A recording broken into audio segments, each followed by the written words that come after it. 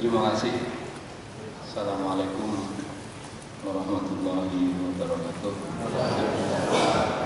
Bismillah, alhamdulillah, wassalatu wassalamu ala rasulillah Muhammad bin Abdillah la nabiyya ba'dahipun menika.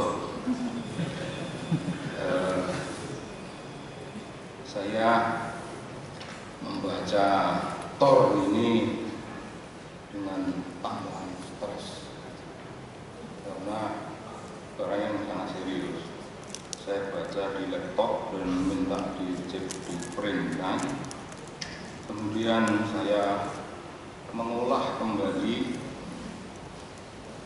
tujuan pendidikan nasional ini dan dihubungkan dengan urusan keagamaan. Saya telusur.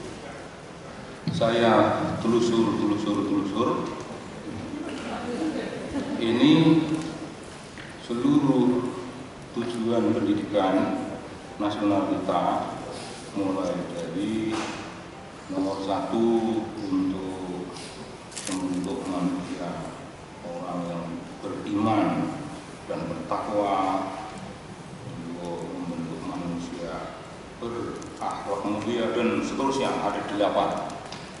Tadi sudah sering dibicarakan, jadi ini tidak usah bicarakan lagi.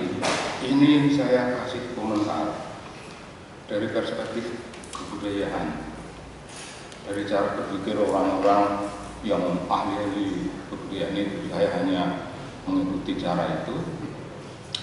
Ini semua ditekankan pada dimensi kognitif. Seluruhnya itu kognitif. Ada sedikit yang tidak kognitif, mungkin sedikit afektif, hanya sedikit sekali. Tapi mayoritas dari 8 itu ditujukan pada dimensi kognitif dalam pendidikan, yang hasilnya memang gila-gemilang sebagaimana yang terjadi di masyarakat persekolahan kita, yaitu menghasilkan kaum penghafal, tidak menghasilkan para pengamal. Ini problem parah menurut saya dari sudut kebudayaan. Problem tidak bisa menghasilkan pengamal itu menjadi sangat parah nanti kalau diuraikan lebih lanjut. Umpamanya kita kemudian melihat di sini ada kemandirian. Mari kita perhatikan kemandirian itu parahnya minta ampun di universitas. Mahasiswa dan dosen-dosen itu sangat banyak yang tidak mandiri secara akademik. Mahasiswa sampai S3 itu dicekoki definisi. Saya ngajar juga di S3, tapi saya ngomongkan kalau kamu dosen datang-datang sudah nyekoki definisi, kamu menguap saja, ngantuk saja. Karena definisi itu menyederhanakan kompleksitas persoalan yang sangat besar. Disederhanakan, itu artinya bocah-bocah itu dimanjakan untuk sekedar melihat kulit-kulit luarnya. Seharusnya dilatih, dibiarkan mereka mengunyah-unyah persoalan. Definisi itu nanti, definisi itu di akhir kuliah, penutupan kuliah, jangan pernah membuat definisi di permulaan kuliah. Nah, inilah yang membuat orang-orang di dunia akademik dan juga di dalam masyarakat itu tidak mandiri. Secara akademik sama sekali tidak mandiri. Kalau menghadapi satu buku itu langsung dipuja, tidak dicemburui dulu, tidak dicurigai. Ini ngomong apa?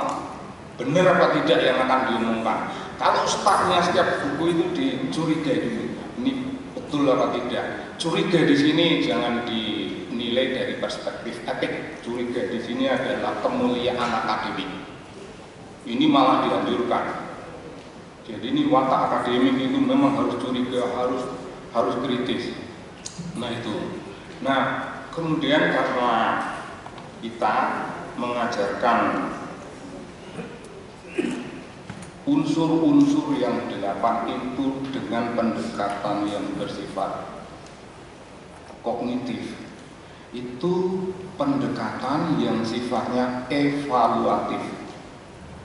Saya agak berbeda dengan cara pandang dunia pendidikan yang kognitif, afektif, dan psikomotorik. Nah, dalam kebudayaan saya menganut yang terakhir itu dimensi evaluatif.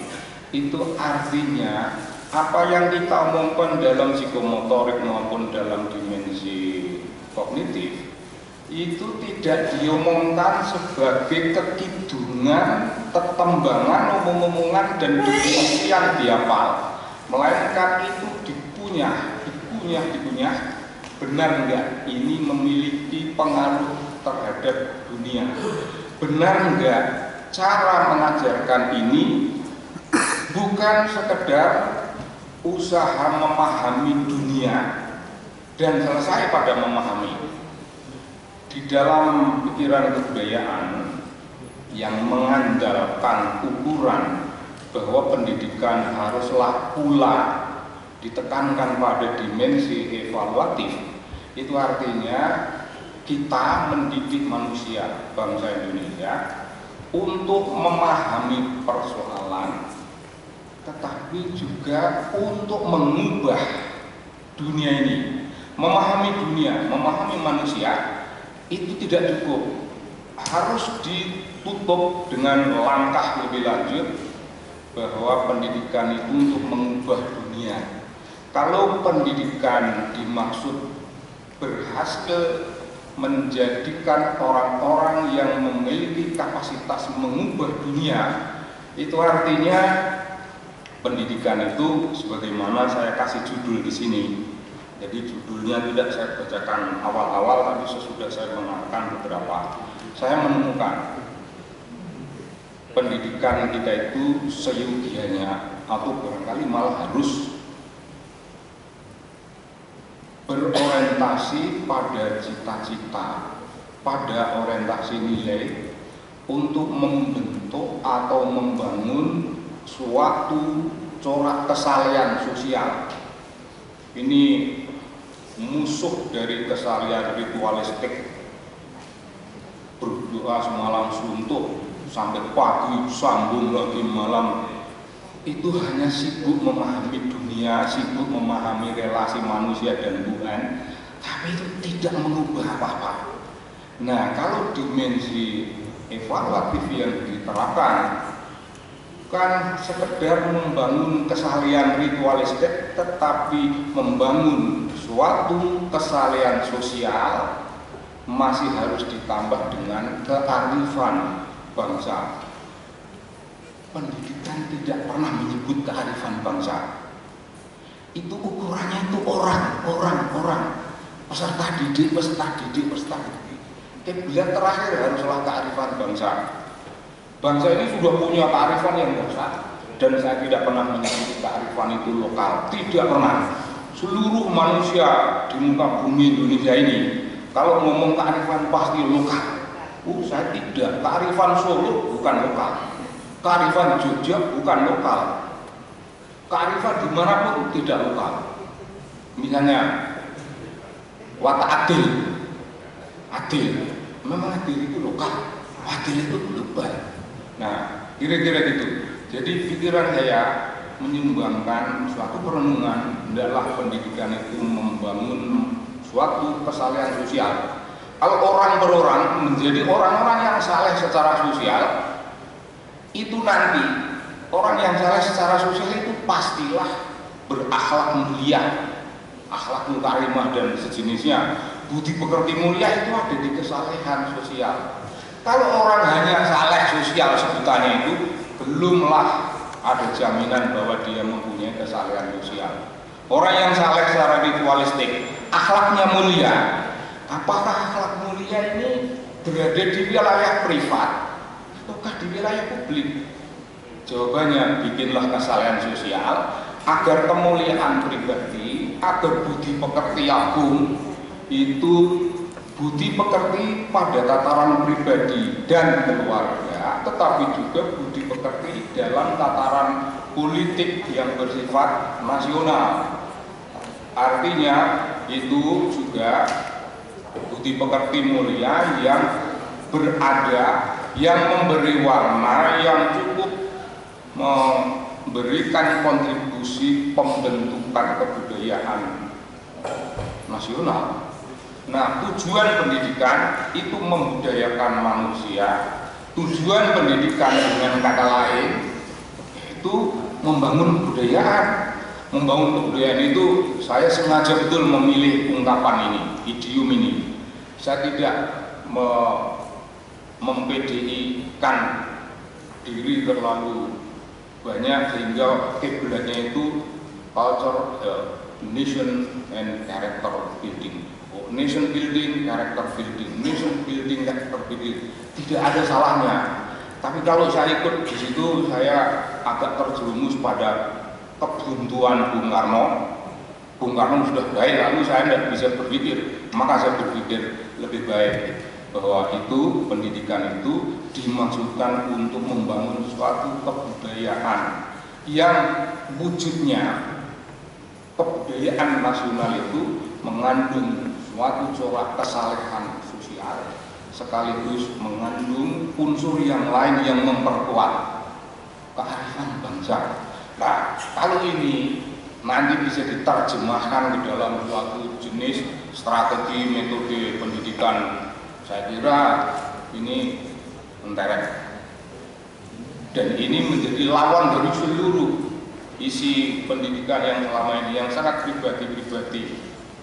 Cakap sehat, sehat itu relevansinya apa dengan pendidikan? Ya memang orang yang tidak sehat tidak bisa menjadi anak didik, peserta didik yang baik. Tapi sehat itu bukan rasa dialog dalam konteks nasional seperti itu. Maksudnya itu sehat pikiran dan sehat jiwa, sehat badan. Iya, itu perlu sekali. Tapi tujuan pendidikan itu tingkat perlunya itu tinggi sekali, lebih dari sekedar sehat badan, lebih dari sekedar kreatif. Kreatif nggak usah disebut. Kalau orang itu diberi pendidikan yang menuju kepada kesalahan sosial, itu apa maknanya? Secara akademik, orang-orang itu akan menjadi peneliti, mengkaji, menjadi penemu. Kalau menjadi penemu, dialah pengembang ilmu pengetahuan dan membangun apa yang namanya tradisi keilmuan Islam atau membangun khasanah akademik, khasanah intelektual Islam. Kalau mau diberi Islam itu baik, kalau tidak diberi, berilah khasanah akademik bangsa Indonesia. Wah, baik sekali. Tidak ada, saat ini tidak ada universitas yang berbicara mari kita bangun kehidupan yang mengarah kepada khasanah akademik, khasanah intelektual universitas. Yang ada itu universitas semuanya ingin menjadi world class. Ya kok gampang banget itu mengatakan cita-cita untuk menjadi world class itu gampang. Karena itu seperti khotbah, tidak ada pertanggungjawabannya. Hidup di muka bumi yang paling enak menjadi pengkhotbah. Assalamualaikum dan anak-anak, tidak akan ada yang menanyakan. Nah, tujuan universitas, banyak sekali universitas yang ecek-ecek juga ikut ingin menjadi world class. Itu karena tidak ada yang akan hadir. DPR peduli apa mempertanyakan ini, kalian kok sembarangan, nggak ada. Tapi kalau kita bicara pada tataran implementasi teknis, menjadi teknis, dan yang teknis itu dari hari ke hari menjadi tradisi, menjadi bagian dari tradisi hidup kita. Mari kita bangun academic community yang jelas. Academic community adalah penyangga dunia ilmu, peneliti yang bertanya, dan kemudian penemu. Kalau menjadi penemu itu artinya kita menemukan ilmu pengetahuan dan kita memberi kontribusi kepada temuan-temuan dunia. Bangsa Indonesia ini bangsa konsumen di bidang ilmu dan teori sekalipun. Gak ada kita nyumbang temuan apapun, gak ada temuan kita. Adalah teori kibat itu tapi tidak diakui oleh muka bumi. temuan juga itu tapi tidak whole class. Jadi